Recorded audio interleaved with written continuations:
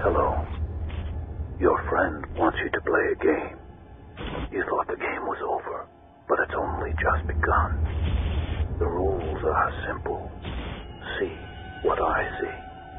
Hidden in this video is a piece of the puzzle which will answer the question, what is on the tape? The puzzle can't be complete until all the pieces are in place. Your only way out is to see what I see.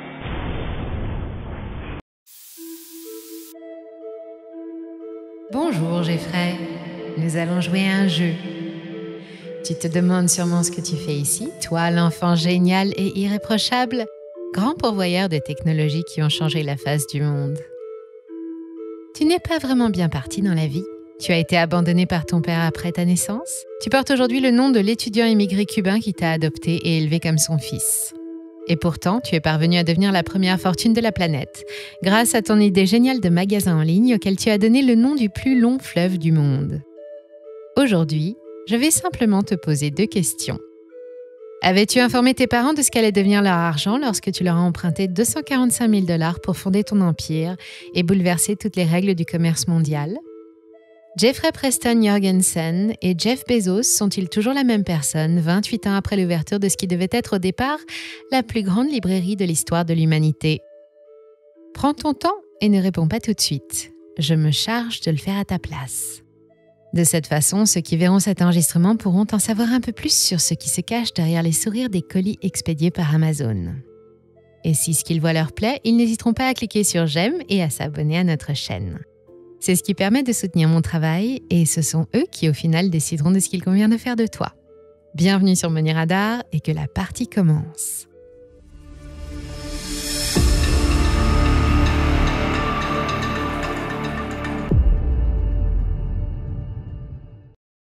Vous avez reconnu la référence à la saga horrifique culte Saw, dans laquelle un serial killer génial s'en prend à des privilégiés qui, selon lui, n'utilisent pas leur talent comme il le faudrait ou gâchent leur vie quand ce n'est pas celle des autres.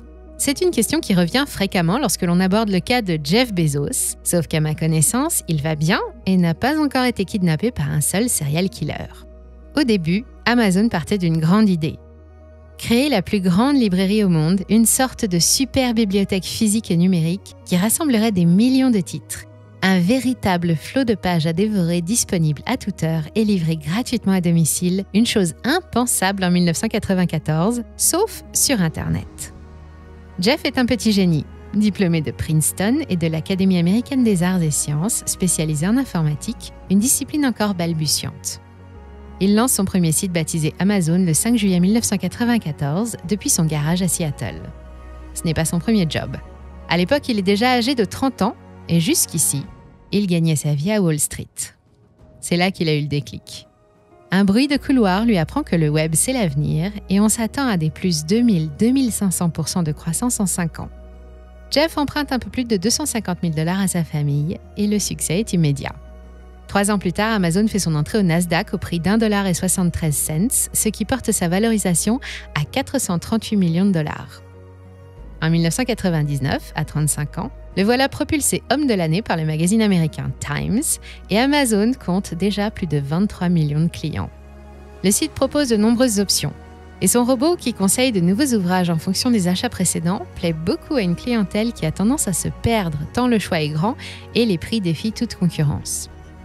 D'autant plus qu'Amazon a une arme secrète, la livraison gratuite dans le monde entier, mais qui lui coûte cher, très cher, du moins au départ. En 1999, à la veille de faire son apparition en Europe, Amazon est l'entreprise déficitaire la plus célèbre du monde, une expression tirée de la bouche même de Jeff, car depuis son lancement, elle ne gagne pas d'argent, bien au contraire. Mais rien n'entache l'optimisme de Jeff qui se donne encore 10 ans pour atteindre la maturité. Et puis, Jeff plaît aux investisseurs. Ils lui font confiance et nous savons aujourd'hui qu'ils avaient raison. Jeff Bezos représente cette nouvelle génération de leaders adulés par les marchés, ceux qui œuvrent à la tête des startups innovantes, qui bousculent nos habitudes de consommation, qui offrent la facilité pour le même prix et enfin stimulent le progrès technologique. À ce moment-là, il est encore possible de devenir actionnaire d'Amazon pour environ 70 $ et le site est 186e du classement des plus grands distributeurs du monde. En 2022, il est 2e, juste derrière la chaîne de magasins américains Walmart. c'est qu'entre 2000 et 2015, le but pour Jeff est d'étendre les activités d'Amazon économiquement et géographiquement. En plus des livres qu'il écoule déjà dans 45 pays à hauteur de 20 000 $ par semaine, il se met à vendre des produits culturels, CV, DVD, jeux vidéo ou papeterie. Et puis il élargit petit à petit son catalogue avec la mode, les produits de beauté, les appareils électroniques et même les produits alimentaires. Amazon, c'est avant tout la gigantesque marketplace à l'architecture super intuitive que nous avons tous visité au moins une fois, même par erreur. Admettons que vous ayez soudain une furieuse envie de boire une tisane d'ortie bio ou de vous faire fabriquer un karting complet un dimanche à 3h du matin. Amazon est ouvert, vous y trouverez tout ce qu'il vous faut. Le géant du net ne vous vendra pas tout ce que vous lui achèterez, car il n'est pas le seul vendeur sur sa propre plateforme, c'est justement le principe de la marketplace. En acceptant qu'1,5 million de vendeurs actifs puissent effectuer des transactions chez lui, Jeff a obtenu le catalogue le plus fourni de tout le secteur du e-commerce. Un deuxième coup de génie. Et sans cet afflux de commerçants, il n'aurait jamais pu programmer son petit logiciel personnel chargé de détecter les tendances chez ses vendeurs, son troisième coup de génie. Dès que son algorithme identifie un produit qui buzz, Jeff le fait fabriquer sous sa propre marque, Amazon Basics, et le met en avant sur son site. Il gagne sur tous les tableaux. En 2019, il s'y vendait en moyenne 4000 articles par minute. Et si Amazon marche aussi bien, c'est qu'il affiche un taux de satisfaction client que lui envient tous les autres acteurs du commerce en ligne. Jeff sait qu'il ne faut pas plaisanter avec la qualité. Il prend soin d'avertir ou de bannir tout vendeur qui ne respecterait pas les principes de sa marketplace ou qui aurait occasionné une mauvaise expérience client. Le service client d'Amazon est aussi connu pour être très efficace et facilement joignable.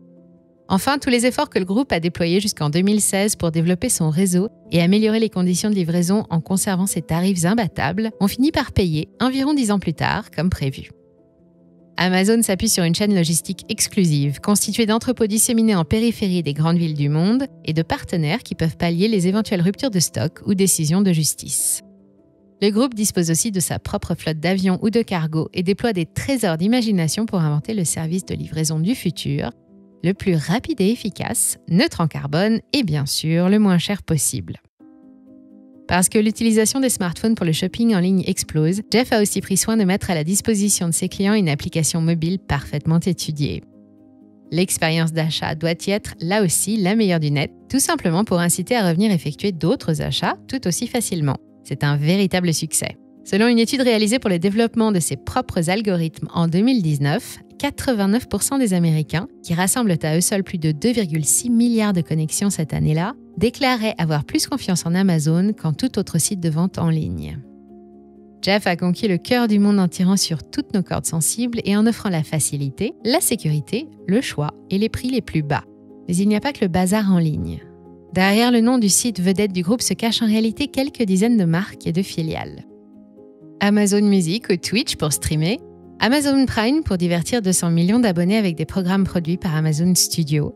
Le groupe est d'ailleurs propriétaire d'IMDb, l'International Movie Database, la plus grosse base de données en ligne sur le cinéma. En 2007, Amazon révolutionne la lecture en lançant une liseuse exclusive baptisée Kindle et le service d'édition qui est attaché, Amazon Publishing. En 2015, il crée Handmade by Amazon pour concurrencer le modèle de marketplace artisanal comme Etsy. Avec Amazon Web Services, Jeff se lance dans le cloud et revendique aujourd'hui le service le plus abouti techniquement, le plus complet et déjà quelques millions de clients. Echo, son enceinte connectée, plus connue sous le nom d'Alexa, a envahi la sphère privée de plus de 250 millions d'abonnés dans le monde et équipe un quart des foyers américains en 2021. Petit à petit, le géant du net quitte le virtuel pour envahir nos vies et nos rues avec ses supermarchés automatiques Amazon Go ou ses consignes connectées Amazon Lockers. Le ciel s'est éclairé sous les réacteurs de la fusée New Shepard. En juillet dernier, une fusée conçue par Blue Origin, la branche spatiale de Jeff, son petit truc à lui, son rêve de gosse malheureux. Issu d'un milieu qu'on ne peut pas qualifier de privilégié, Jeff, né Jeffrey Preston Morganson, est né dans un foyer particulier. Ses parents étaient encore lycéens et sa mère était mineure. Gamin surdoué, il parvient à rejoindre les bancs de Princeton et il entame sa nouvelle vie sous un nouveau nom. En 1990, il est vice-président de la Bankers Trust, une banque new-yorkaise qu'il quitte pour fonder Amazon 4 ans plus tard, et depuis, personne n'a fait mieux que lui. Il peut aujourd'hui se payer tout ce qu'il veut. Amazon emploie près de 1 340 000 personnes dans le monde et pèse plus de 1 700 milliards de dollars en bourse avec une action à 3 183 $. Et parmi les GAFA, ce groupe de multinationales de la tech doté d'armes, d'informaticiens et d'avocats qui fournissent depuis 15 ans les innovations qui stimulent la croissance américaine, c'est Jeff le patron parce que c'est lui qui domine l'e-commerce. Au classement Forbes en 2022, il n'y a que Elon Musk et ses 282 milliards de dollars pour le devancer. Mais Tesla ne fait pas partie des GAFA. Jeff Bezos n'arrive que deuxième homme le plus riche du monde, mais c'est lui qui dirige le commerce sur Internet.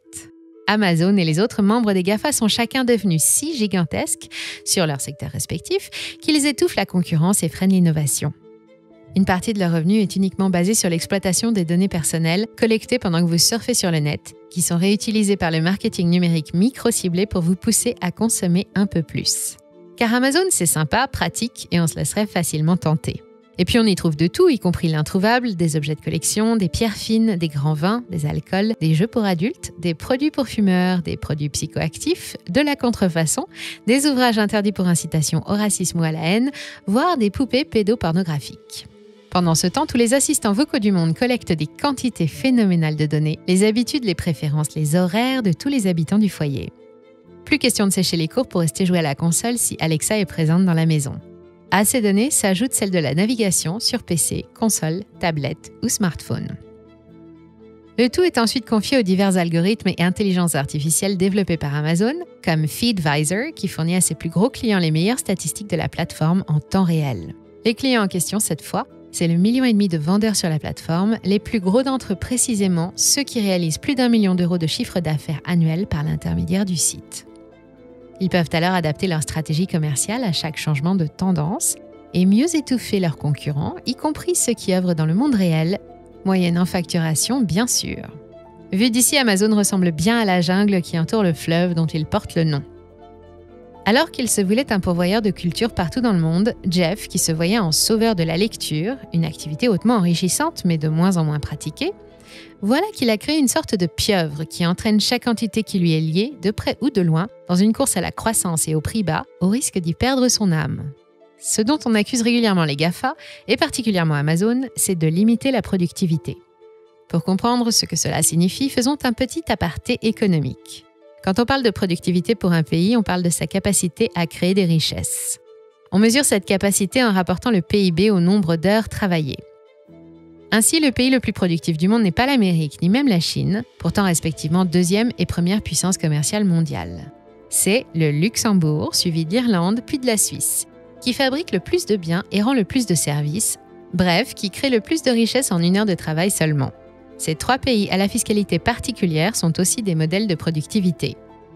Les États-Unis, eux, n'arrivent qu'à la 6e place en 2019 et le taux de productivité a fortement chuté en 2020, alors que les marchés ont très vite repris leurs esprits et continué de croître, grâce essentiellement aux 5 géants d'Internet. L'explication, c'est justement l'ordinateur qui fait baisser le taux de productivité à mesure que l'être humain se retire des processus. Sur les lignes logistiques et dans les entrepôts, tout est automatisé et le personnel est prié de bien vouloir aussi se comporter comme un robot. Les scandales concernant les pratiques managériales d'Amazon sont monnaie courante et la presse s'en fait écho au moins une fois par an. Que dire également de l'impact environnemental des centaines de milliers de colis qui transitent chaque jour sur les routes, les mers et dans le ciel, et de ces immenses data centers qui abritent son cloud. L'ensemble du e-commerce dégage 9400 tonnes de CO2 en 1 an et le réseau logistique d'Amazon, s'il est efficace, coûte cher à la planète. La chaîne est réglée comme du papier à musique. Pour tenir les sacro-saints délais de livraison express, les camions quittent les entrepôts à heure fixe, qu'ils soient pleins ou non. Les emballages, surdimensionnés en moyenne de 25% et jusqu'à 60% pour les objets fragiles, sont aussi souvent critiqués. Ce sont ses propres employés qui tirent régulièrement la sonnette d'alarme en matière d'environnement. Pourtant, Jeff se dit sensible au problème et a promis la neutralité carbone de toutes les activités d'Amazon en 2040, bien trop tard selon le collectif environnemental Amazon Employees for Climate Justice qui réclame des mesures d'urgence. Il est temps maintenant de répondre à la première question. Jeffrey, tes parents étaient-ils au courant que l'argent qu'ils t'ont prêté t'a permis de créer non pas le plus grand spot culturel du monde comme tu l'imaginais, mais une pieuvre tentaculaire d'une complexité écrasante, froide, anticoncurrentielle et destinée à financer tes envies les plus folles, comme par exemple te construire le manège le plus cher et le plus polluant de toute l'histoire des fêtes foraines? Probablement pas, après tout ce dont je viens de parler. Amazon lui échappe petit à petit. Et s'il lui échappe, c'est parce que Jeff Bezos le laisse partir. Aujourd'hui, Jeffrey est à la retraite et il a la tête ailleurs. Il a quitté son poste de PDG d'Amazon l'année dernière, même s'il reste président du conseil d'administration et accessoirement actionnaire majoritaire, mais il se consacre désormais à d'autres projets. Il a clairement crié son amour pour la recherche spatiale lors du vol d'essai de son propre engin, imaginé et conçu par Deep Blue. Jeff veut populariser le voyage dans l'espace et y créer des autoroutes. New Shepard, sa fusée à la forme un peu particulière, lui a offert un aperçu de la tâche. Mais son petit tour hors de notre atmosphère lui a révélé un autre problème. Au moment de l'événement, il a déjà 57 ans. Aura-t-il suffisamment de temps devant lui pour accomplir cette nouvelle mission avant les autres, car la concurrence fait rage entre les milliardaires? Ce qui nous amène à sa deuxième passion, la recherche scientifique, et plus spécialement le domaine des biotechnologies. Avec Altos Labs, il espère pouvoir reculer l'échéance fatale, s'offrir la jeunesse éternelle, voire l'immortalité grâce à une toute nouvelle technologie, la reprogrammation cellulaire, un procédé encore très expérimental, mais qui en théorie devrait permettre de bloquer le processus de vieillissement et peut-être même de l'inverser. Jeff y croit et s'y investit beaucoup. En tant que deuxième homme le plus riche du monde, il est le seul à pouvoir relever ces défis qu'il espère voir profiter à ses 4 enfants, 3 garçons et une fille dont les prénoms sont tenus secrets. Néanmoins, l'aîné, Preston, est étudiant à MIT et George, son cadet, est à Yale. Quant au Benjamin, difficile de connaître son nom, Dean ou Owen tient à son anonymat autant que sa sœur, au milieu sur la photo. Le clan Bezos s'est installé dans plusieurs propriétés d'exception. La Penthouse de New York compte désormais 1600 mètres carrés et c'est dans son ranch du Texas à Van Horn que la famille vient prendre l'air. Les enfants adorent fréquenter le Warner Estate à Beverly Hills, une somptueuse demeure qui a appartenu au fondateur des studios du même nom. Jeff est également voisin des Obama depuis 2016 avec son ancien musée reconverti de Washington. Pour encore plus de discrétion, il a aussi acheté la maison d'en face. Avec tout ça, le patrimoine immobilier personnel de Jeff s'élève à près de 603 millions de dollars. Certains se demandent les effets d'un tel succès sur le haut potentiel intellectuel de Jeff Bezos. Ce qui nous ramène à notre deuxième question. Jeffrey Jorgensen et Jeff Bezos sont-ils si différents à 25 ans d'écart? Manifestement non. Pourquoi aurait-il changé? Jeff Bezos a toujours été tel qu'il est. Il a simplement accédé à plus de moyens, à tel point que plus rien ne lui est interdit. Des moyens qui lui permettent de faire progresser tout ce en quoi il croit, la recherche médicale ou spatiale, l'informatique de pointe, la circulation de l'information, tout comme il croyait aux bienfaits de sa plus grande librairie du monde, qui d'ailleurs fait le bonheur de millions de clients. Faut-il l'excuser pour autant de ne pas assumer sa part de responsabilité dans la destruction de la planète ou dans le mal-être de ses salariés? Faut-il pour autant en oublier les pratiques fiscales douteuses pour limiter sa participation au pot commun, autrement dit à l'impôt, en dépit de profits colossaux?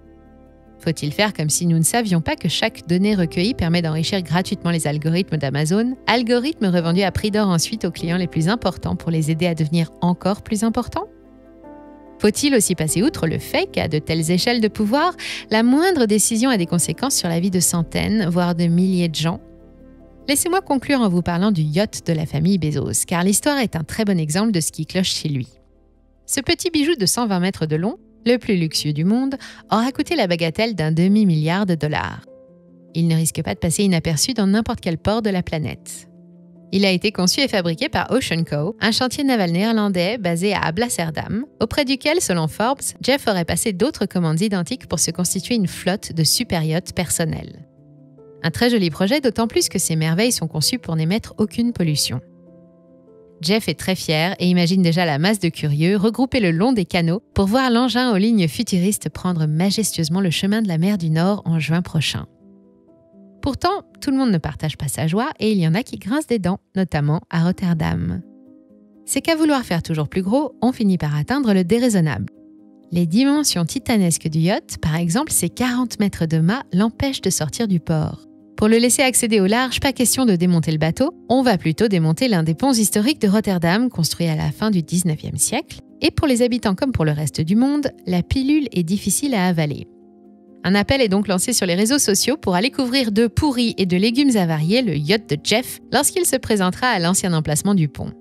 Ils seront des milliers de manifestants à l'attendre le 1er juin prochain, munitions en main. Par cette action, ils espèrent fournir à Jeff Bezos l'occasion de prendre conscience que malgré tout ce qu'il s'imagine faire de bien, quelque chose ne va pas. Et ce qu'il décidera de faire ou de ne pas faire déterminera ensuite si la partie se poursuit. Et vous, avez-vous l'intention d'être au rendez-vous ? Dites-nous ce que vous en pensez dans les commentaires et si vous avez aimé notre vidéo et que vous aimez notre chaîne, likez, partagez et abonnez-vous. N'oubliez pas que vous pouvez aussi nous rejoindre sur nos réseaux et nouveautés. Le groupe Discord Money Radar est lancé. Les objectifs, partager nos connaissances, mener une veille communautaire pour identifier les meilleures opportunités d'investissement et les informations les plus pertinentes et développer la communauté francophone. Tout le monde peut nous rejoindre. Merci encore pour toutes vos suggestions, pour vos encouragements et pour votre fidélité. C'était Money Radar, on vous dit à très bientôt.